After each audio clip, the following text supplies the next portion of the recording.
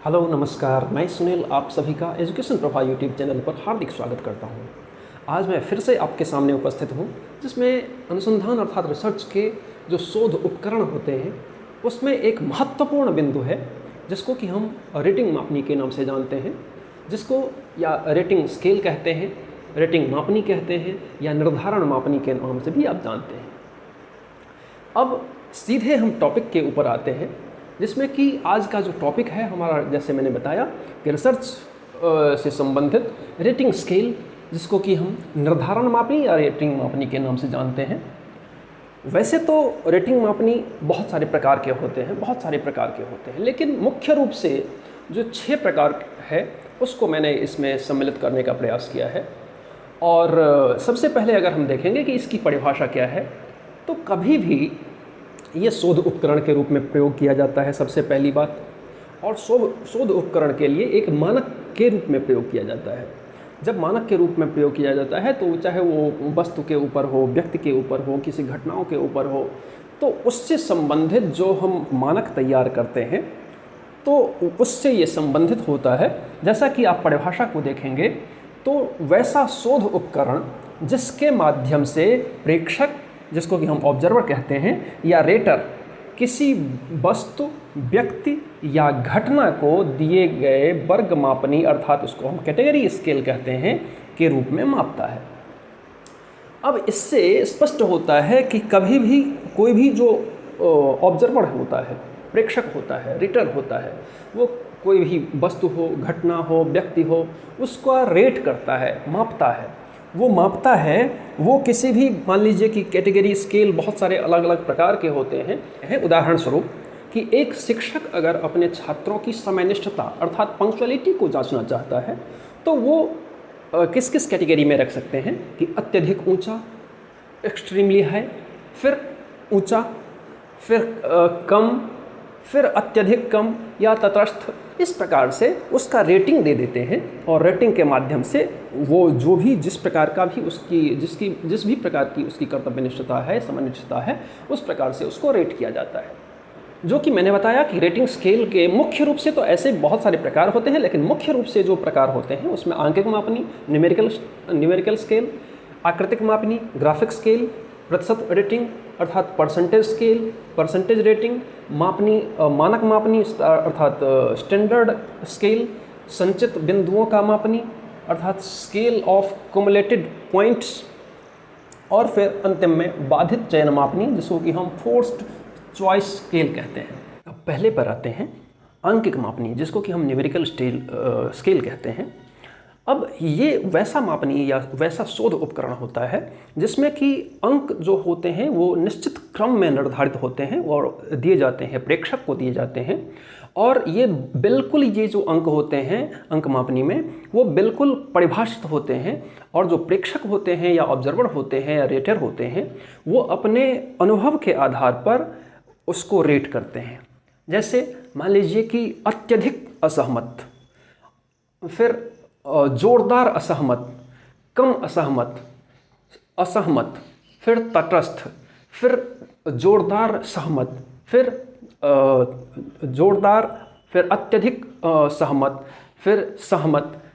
इसके हिसाब से इस प्रकार से उसको रेट किया जाता है और जो भी उसको रेटर को या प्रेक्षक को लगता है उस पर वो सही दे देता है, मतलब वो उसको रेट कर देता है। यही होता है आपका आंकिक मापनी, वो अंकों में निर्धारित होता है। तो जैसे कि मैंने कहा कि अत्यधिक असहमत, तो अगर 1 है, 2 है, 3 है, 4 है, 5 है, 6 है, इस प्रकार से कुल उसके अंक दिए होते हैं। तो वो जो भी अंक होता है उस अंक को वो मापता है। अब हम दूसरे पर आते हैं आकृतिक मापनी, जिसको कि हम ग्राफिक स्केल के नाम से जानते हैं। ग्राफिक स्केल या आकृतिक मापनी बहुत ही ज़्यादा महत्वपूर्ण होता है। ये बहुत सारे शोध में प्रयुक्त होता है। अब बहुत सारे शोध में प्रयुक्त होता है तो इसमें जो मापनी के क्रम होते हैं, मापनी के जो अंक होते हैं या मापनी जो होते हैं, स्तर होते हैं, वो किसी भी अंकों के स्तर पर नहीं निर्धारण होता है। ये आकृतियों के द्वारा निर्धारण होता है। जब आकृतियों के द्वारा निर्धारण होता है तो इसमें जो भी बिंदु, आकृति बिंदु होते हैं, वो वर्णात्मक क्रम से निर्धारित होते हैं। जैसे मान लीजिए कि अगर हम एक उदाहरण आपको दें कि सोहन वर्ग में पढ़ाता है। अब सोहन वर्ग में पढ़ाता है तो कैसे? अत्यधिक तेजी से, अत्यधिक धीमी से। इसमें अगर हम मान लीजिए कि अत्यधिक तेजी से, अब कहेंगे कि ये इसमें यहां पर आकृति कहां है? तो इसमें जो आकृतियां होती हैं, इसमें एक ऐसे इस प्रकार का कोष्ठक टाइप का होता है या बॉक्स टाइप का होता है। इसमें आपको अगर मान लीजिए कि अत्यधिक तेजी से है या तेजी से है या मध्यम गति से है या फिर धीमी गति से है या बहुत धीमी गति से है, तो आप अगर मान लीजिए कि अत्यधिक तेजी से है तो आप इसमें क्या करेंगे? एक सही का निशान दे देंगे। तो सही का निशान ये आकृति के रूप में प्रदर्शित किया जाता है, इसीलिए ये बहुत ही ज़्यादा महत्वपूर्ण होता है। अब तीसरा आता है आपका प्रतिशत रेटिंग, जिसको कि हम परसेंटेज रेटिंग कहते हैं। हालांकि सुनने में ये प्रतिशत रेटिंग ऐसा लगता है जो कि बहुत ज़्यादा अच्छा होगा, लेकिन ये बहुत ज़्यादा अपरिपक्व माना जाता है। ये जो परसेंटेज रेटिंग है, प्रतिशत रेटिंग है, ये बहुत ज़्यादा अपरिपक्व माना जाता है। अपरिपक्व इस सेंस में माना जाता है कि इसमें होता क्या है कि कोई भी रेटर या प्रेक्षक जब भी वो रेट करने के लिए जाता है तो वो प्रतिशत या परसेंटाइल में वो कुछ समूहों को पहले से डिसाइड कर लेता है कि मुझे किस प्रकार से उसको प्रतिशत में या परसेंटाइल में उसको रखना है।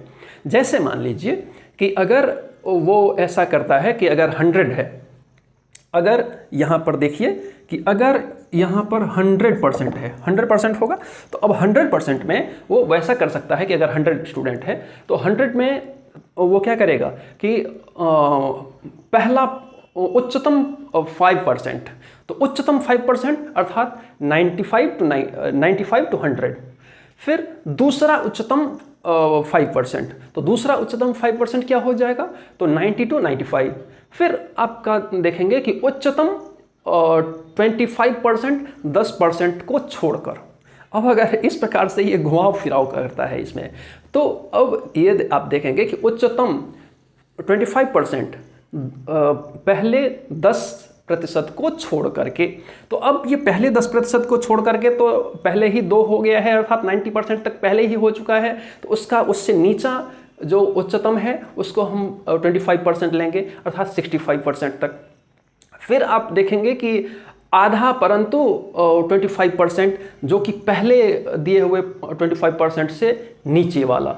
तो इस प्रकार से इसमें थोड़ा बहुत उलझा हुआ रहता है और इस प्रकार से वो कोई भी रेट करता है। तो इसमें आप देखेंगे कि ये अब इतना गैप होता है 25%, 5%, इस प्रकार से जब रेट होता है तो ये बहुत ज़्यादा गैप माना जाता है। और जब बहुत ज़्यादा गैप माना जाता है तो इसको बहुत ज़्यादा अच्छा नहीं माना जाता है, जिसको कि हम परसेंटेज रेटिंग कहते हैं, प्रतिशत रेटिंग कहते हैं। ये बहुत ज़्यादा शोधों में प्रयुक्त नहीं होता है।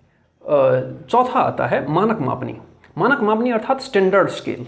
स्टैंडर्ड स्केल वो होता है जिसमें कोई भी इसमें सबसे पहले तो ये जानिए कि इसमें जो मूल्य होते हैं, मानक मापनी होते हैं, वो पहले से डिसाइडेड होते हैं, पहले से निर्धारित होते हैं। और पहले से निर्धारित होते हैं तो शोधकर्ता द्वारा कोई भी जो प्रेक्षक होता है या रेटर होता है उसको पहले से ही उपलब्ध करा दिया जाता है या वो पहले से ही उसको मिल गया होता है प्रेक्षक को। अब इसमें होता क्या है कि जिस भी व्यक्तियों या वस्तुओं का निर्धारण करना है या मापन करना है स्टैंडर्ड स्केल में, तो उसका क्या करना है? उसमें सूची से उसको क्या करना है? मिला लेना है। जो भी सूची में सम्मिलित है उसको उस सूची से मिला लेना होता है। तो ये बहुत ही आसान माना जाता है और इसी के कारण बहुत सारे शोधों में भी प्रयुक्त होता है। तो जब ऐसे किया जाता है तो मान लीजिए कि एक उदाहरणार्थ अगर हम किसी के शारीरिक सुंदरता को अगर हम रेट करना चाहते हैं और उसके पास अगर हमारे पास 3 स्केल हैं जिसको कि अत्यधिक सुंदर, सुंदर या कम सुंदर, अगर ऐसा है तो अगर अत्यधिक सुंदर है तो उसको उसमें रेट करेंगे, अगर कम सुंदर है तो उसमें करेंगे, सुंदर है मतलब मध्यम है तो उसको उसमें रेट करेंगे। तो ये मानक स्टैंडर्ड अर्थात जो स्टैंडर्ड स्केल होता है इसमें यही होता है कि सूची से उसको मिला लेना होता है। नेक्स्ट आता है आपका संचित बिंदुओं का मापनी अर्थात स्केल ऑफ कम्युलेटेड पॉइंट्स। इसमें क्या होता है, संचित बिंदुओं का मापनी, जैसे कि नाम से ही स्पष्ट है, इसमें सब कुछ संचित रहता है और इसमें ये इस प्रकार का, इस ढंग का मापनी होता है जिसमें कि जो भी ऑब्जर्वर या प्रेक्षक होता है या रेटर होता है, उसको जब मापनी करना होता है तो वो जितने भी आइटम्स होते हैं उसको सभी में रेट करना होता है। ऐसा नहीं कि आप इससे पहले जब देखेंगे तो जितने भी प्रकार की मापनी मैंने बताया है उसमें सभी में से एक एक एक एक उसमें चयन कर लेना होता है, लेकिन ऐसे इसमें नहीं होता है। इसमें जितने भी आइटम्स होते हैं उसमें सभी में उसको रेट करना होता है। अब मान लीजिए कि एक उदाहरण के स्वरूप में हम ले लेंगे कि अगर मान लीजिए कि आभा एक लड़की है जो रहती है, मान लीजिए, तो आप यहाँ पर देख सकते हैं कि आप कर सकते हैं कि जैसे कि बनी ठनी, सुंदर, कुरूप, मध्यम, बहुत कुरूप, इस प्रकार से उसमें आपको रेट करना होता है। और जो भी अब मान लीजिए कि अगर इसमें 5 दिया हुआ है, 3, 4, 5, जैसे कि मान लीजिए कि इसमें बनी ठनी, इसमें अत्यधिक सुंदर, इसमें मध्यम, इसमें कुरूप, इसमें और एक ले लीजिए कि अत्यधिक कुरूप, इसमें आपको रेट करना होता है। रेट कैसे करना होता है, तो जो भी उसके पॉजिटिव पॉइंट होते हैं, उस पॉजिटिव पॉइंट को आपको क्या करना होता है, तो +1 आपको देना होता है, और जो उसके नेगेटिव पॉइंट होते हैं, ऋणात्मक पक्ष होते हैं, उसमें आपको -1 देना होता है। ऐसा अगर हमने 6 पॉइंट बनाया है तो 6 पॉइंट में से एक अगर इसमें ये +1 है, ये +1 है और ये +1 है मान लीजिए, और ये अगर हमें ठीक ठाक लगता है तो इसको हम 0 कर सकते हैं। इसको अगर हमें बहुत इसमें नेगेटिव लगता है तो इसमें हम इसको -1 कर सकते हैं। तो इसका टोटल, अब हम ये काउंट करेंगे कि इसका टोटल पॉइंट कितना हुआ, इसका क्या स्कोर होगा, 1 होगा इसका स्कोर। तो अर्थात इसमें टोटल जितने भी आइटम्स होते हैं सभी पक्षों में, सभी आइटमों में हमें रेट करना होता है, और उन सभी पक्षों को रेट करने के पश्चात उसका जितना भी कुल योग होता है उसका वो व्यक्तित्व मापन का एक रिजल्ट माना जाता है। अब ये अंतिम में आता है बाधित चयन मापनी, अर्थात फोर्स्ड चॉइस स्केल। जैसे नाम से स्पष्ट है, फोर्स्ड चॉइस स्केल अर्थात बाधित चयन मापनी या बाध्य चयन मापनी इसको भी कहते हैं। ये सबसे अलग है, जितने भी आप देखे हैं अभी 5, उससे सबसे अलग होता है, क्योंकि इसमें ये जो जितने भी सेट होते हैं, अर्थात जो मापनी के सेट होते हैं, एकांश होते हैं, आइटम्स होते हैं इसमें दिए हुए, इस सारे आइटम्स में क्या होता है कि एक से अधिक, मतलब 2 या 2 से अधिक गुणों का एक सेट होता है। प्रत्येक आइटम में एक आइटम होगा तो उसमें 2 या 2 गुण से अधिक का वो सेट होगा। तो ये जो सेट होता है वो क्या होता है कि समान रूप से वो अनुकूल हो सकता है या प्रतिकूल हो सकता है। अब इसमें सबसे ज़्यादा खास क्या है कि कोई भी जो प्रेक्षक होता है या जो रीडर होता है वो किसी एक का चयन करने के लिए बाध्य होता है, अर्थात उसको चयन करना ही करना है, कोई ऑप्शन नहीं है उसके पास। तो उसमें जो भी रेट दिया, जो आइटम दिए हुए हैं उसमें से किसी एक को आपको रेटिंग करना ही करना है। जैसे मान लीजिए कि अगर हम दे देंगे कि मिस हेमा, अब मिस हेमा अगर कि क्लास में बच्चों को अच्छा पढ़ाती है, दूसरा क्लास में बच्चों को प्रेरित करती है, क्लास में बच्चों को अच्छा नहीं पढ़ाती है, क्लास में बिल्कुल भी प्रेरित नहीं करती है, बच्चों का मनोबल उठाने के लिए हर संभव प्रयास करती है। इस प्रकार के आप देखेंगे तो थोड़ा सा लंबा इसमें वाक्यांश रहेगा, क्योंकि इसमें 2 या 2 से अधिक गुणों का एक सेट होता है, और उन्हीं सेट के आधार पर या तो वो संपूर्ण जो सेट होगा, आइटम्स होंगे, वो समान रूप से अनुकूल होंगे या फिर समान रूप से प्रतिकूल होंगे। तो आपने देखा कि अगर हेमा वर्ग कक्ष में बहुत ज़्यादा अच्छा पढ़ाती है तो ये समान रूप से अनुकूल है। अब अगर वर्ग कक्ष में है एकदम अच्छा नहीं पढ़ाती है, यह समान रूप से प्रतिकूल हो गया।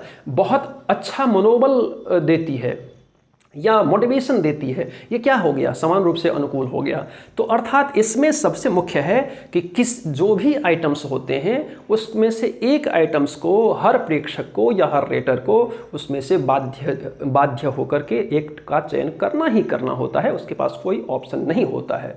इस प्रकार से आज हम पूरी जो निर्धारण मापनी है, हालांकि ये थोड़ा सा कठिन विषय है इसलिए थोड़ा सा आपको लगा होगा, लेकिन मैंने बहुत ईजिली बताने का प्रयास किया है। अगर आपको जानकारी अच्छी मिलती है तो आप एजुकेशन प्रोफाइल यूट्यूब चैनल को सब्सक्राइब कीजिए, लाइक कीजिए, बेल आइकन को जरूर प्रेस कीजिए। धन्यवाद।